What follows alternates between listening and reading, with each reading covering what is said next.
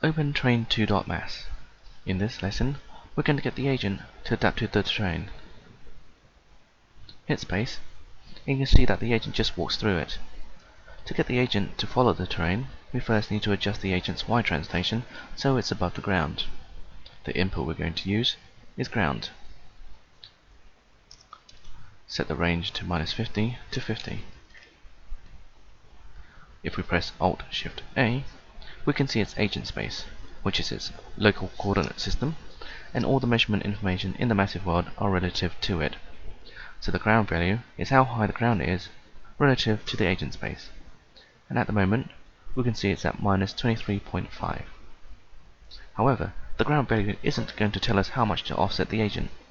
If we use that as it was, we would only get the agent space and the ground. But we know the actual agent space is 88 centimeters above what the ground should be, because when we imported the actions, we offset the TY by 88. So for the input node, add +88 after ground.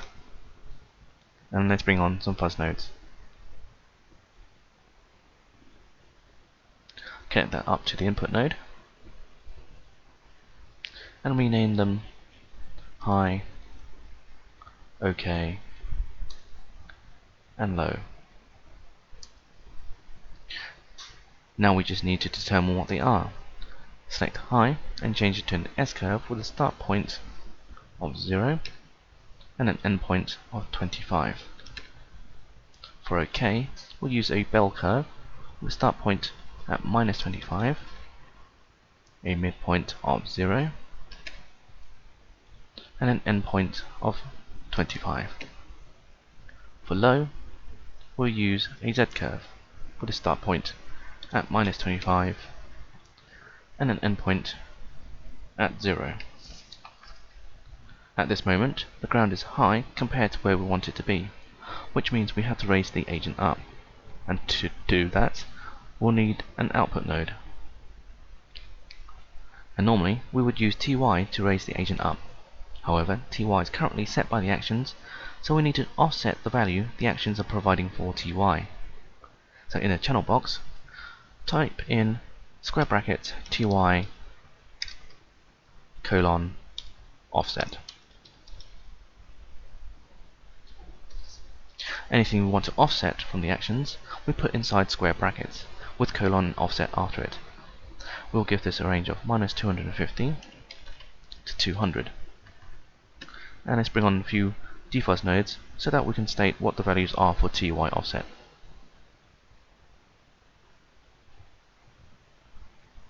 Connect these up.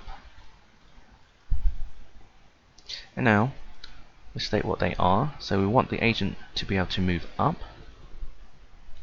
So we give this a value of 200. We want our agent to be able to stay level. So we'll keep this at 0. And we want our agent to go down.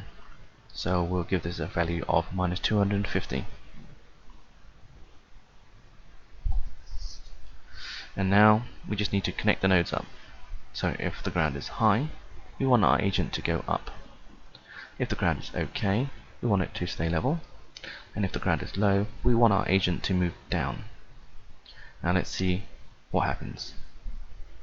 Now the agent is at the right height relative to the terrain. But if we look closely, we can see that the toes are in the ground. So we now need to offset the toes. And we can use the same node network, so we can just select Alt-C to copy and Alt-V to paste, and all we have to do now is just make a few changes. So in the input node, we're just going to add our toes, as we're just going to work on the right toes first, colon, and that's before ground +88. For the fuzz nodes, we're going to change the curves to linear, as there's a direct relationship between the values we get here and the information we are controlling. Additionally, for the OK and low nodes, we can adjust the start points to -10. In this case, we're trying to stop the feet from sinking, we're not too concerned whether the ground is too low for the feet. If we were offset the feet down too much, we could run the risk of hyperextending the leg, which we don't want to do.